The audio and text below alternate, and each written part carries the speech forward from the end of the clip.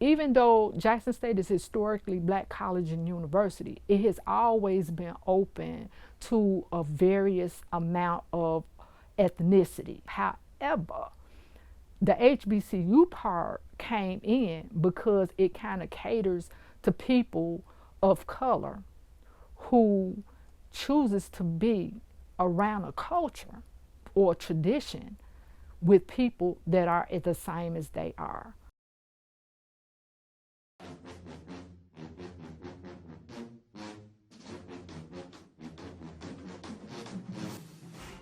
HBCUs are very important in the black community because I feel like this is the last time you're gonna be around this many black people in your life. But you know, this is the only places you're gonna be able to feel like you still with your family. You know, it's okay to do certain things. Fried chicken Wednesday, even just culture stuff, that is very important to me. So that is why I chose the HBCU. I feel like it was very important for me to come and be with my black brothers and sisters.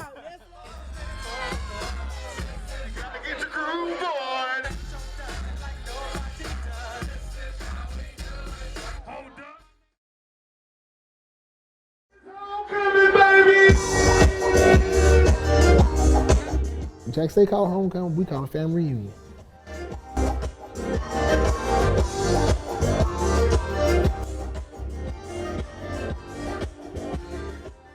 From the time that I was about 12 years old, I can recall having come to various homecomings. And for me, that was my introduction into Jackson State University culture, the camaraderie, the familial experience, the love that people were pouring out to you that you didn't even know. Sometimes you ate at a tent from somebody you didn't even know, but they offered you a plate. Homecoming is HBCU's family reunion. It's where, you know, everybody comes home to say, look, hey, we're gonna come here, we're gonna tailgate, we're gonna bring our food, we're gonna sit out there, we're gonna listen to music. You know, we're gonna get out there, we're gonna dance, we're gonna drink, we're gonna have fun, we're gonna reconnect.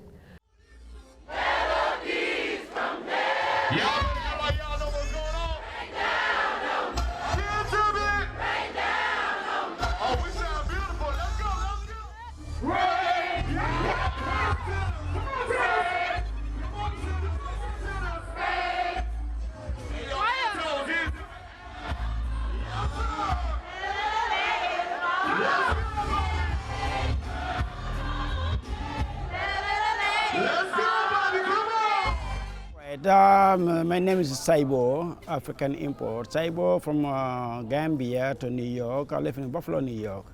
I've been coming this homecoming more than 20 years. Almost every year I'm here. I love the cultural. I love Jackson. I like Jackson State, and I like every movement. And I can't wait to come here and eat my collard green, black RPs, southern food. You know. Even though somebody asked me, say, where you can get southern food? Lady called me yesterday from Greenwood. He says, hi, well, can you find southern food there? I said, yes. I just drive around, I see the little place, I just buy it. You know it's gonna be good. No, he said, what's the name? I said, I don't know. I don't want to know the name. I just want the food.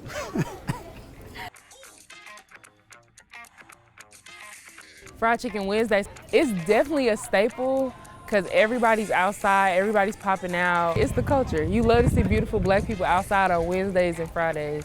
Really every day when you go to Jackson State. So what's Fried Chicken Wednesday?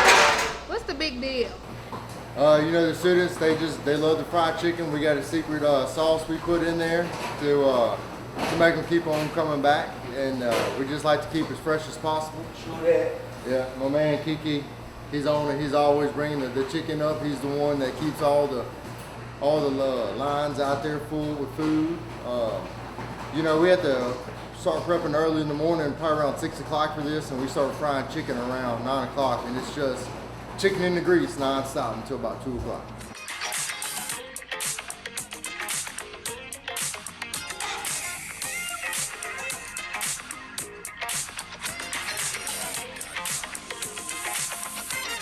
Actually, I chose Jackson State for family reasons. My grandparents, my grandfather, he was suffering from strokes, and my grandmother was suffering from breast cancer. Like, being like most Jacksonians, you want to get out of Jackson, you don't want to go to Jackson State, but shoot, God kind of painted my path to end up going to Jackson State. And it was being one of the best decisions I ever made. Ended up joining like one of the greatest fraternities known to man, one of the greatest chapters. So like, actually coming here, being around family, it was actually better than what I thought it was gonna be.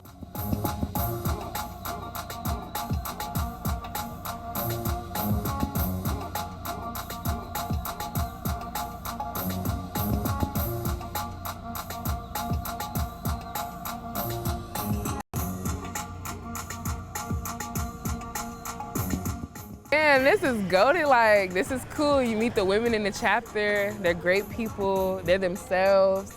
Like, I can imagine being anything else.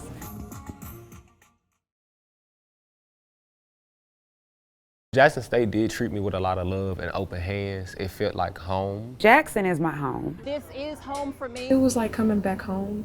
So I knew when I transferred schools that I needed to be somewhere where there was community, where there were already connections, and being that my parents went to Jackson State and I was already familiar with the campus and the atmosphere, I knew it would be a good place for me.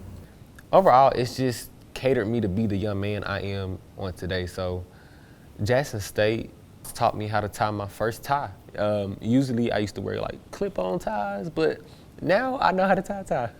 It's crazy, honestly, like just to watch yourself grow and grow up, and like Jackson State kind of raises you a little bit. My parent who actually went to Jackson State University, and my dad marched in the boom, so I've always grew up around the boom in Jackson State University. And I wasn't going to go to Jackson State because that's all I knew at first, but then I was like, I'm in band, scholarship. I got more scholarship money in band, and being in band in an HBCU, that's like a second to none experience. I was given so much as a student and a graduate of an HBCU. So that was the top of my influence. Jackson State existing as an historically Black institution, that's a priority for me in my selection process of places of employment.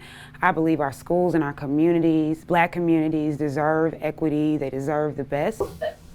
The first HBCU I worked at was Alcorn, and I've never even been on an HBCU campus because I went to PWIs. And I realized when I was there what a just amazing place it was, like supportive and nurturing and so different from kind of the experience that I had at PWIs. And so I wanted to be part of that. I mean, there are certainly moments when I think, oh, I'm the only white person in here, but not very much, because what I've found to be true in my experience at Jackson State is that people really, as long as you're committed to the job and you care about students, that's all they care about. I saw my talents being best used in spaces and places where it was valued, but also where the students looked like me, where I could identify with their issues and their problems. I've worked around different industries. I worked around in the kitchen, retail, everywhere else, where everything is managed by white people, by Hispanic, but I've never worked for just a Black business. I've never worked for someone who is Black and in charge. When the other schools won't let us in, you may still be able to get in and get that opportunity and chance through Jackson State. You may not necessarily coming out of high school have the correct ACT score or grades. However, Jackson State will take you in, allow you to get the options. Some have become very successful, but without the opportunity from a HBCU, who's to say where they may be right now?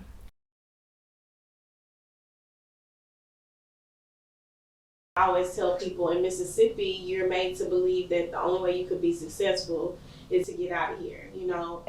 And that's why I'm here today, because I feel like there are so many people here in Jackson that are talented who don't get those type of opportunities.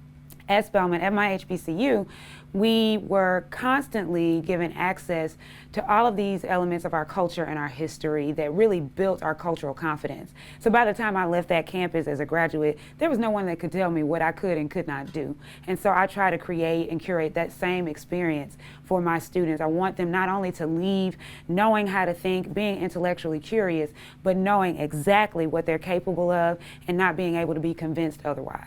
Even when it comes to student leadership, you know, student leadership has blessed me with so many opportunities and things of that nature to, you know, have me here on today. I joined RUF, JSU, I joined Outspoken Arts Collective, Mad Drama Performance Troupe, Young Life for a brief stint, while it was still here, and just overall doing volunteer opportunities when they came on campus. There's certain things we witness here that other people don't get to witness, so and being an HBCU, like we really set ourselves apart from most, being in Jackson, going through the crisis, and we still thrive and challenging minds, changing lives, and we do it very, very well, in my opinion. I choose to use my gifts and talents to change my community and make a lasting impact on Jackson. This is pouring into the destiny of our community and our people. It is service that is designed by my identity. I choose Jackson State to be around my people. I chose Jackson State University for the culture, the experience, and overall the HBCU love. I kind of want to come to JSU to kind of start my own path. I choose Jackson State because of what it means to our legacy as a people, as a culture. This is a chance for me to make a difference in the students' lives. I feel as if I want to do something that I'm passionate about, why not be around your people? I chose Jackson State. It's because it was an HBCU. I chose Jackson State University because it felt like home. When you become Jackson State and you like really like be a part of the culture, you really like just see like what's what, and like everybody like loves this school for real. Especially if you're a part of the school. Like when Dion came down here, like people on the outside, they'll be like, so how you feel that Dion left? How your sales went there? Because I'm a licensed vendor for Jackson State too. They're like, how your sales went there? I'm like, bro, Jackson State is Jackson State. Like people here, they go buy Jackson State stuff. Like they love their school regardless. Yeah, regardless. So like maybe he changed it on the national scale, but like on the like local and like surrounding areas, like Jackson State is Jackson State. I feel like, you know, everybody loves Jackson State for sure, especially around here for sure. If you're not Alcorn.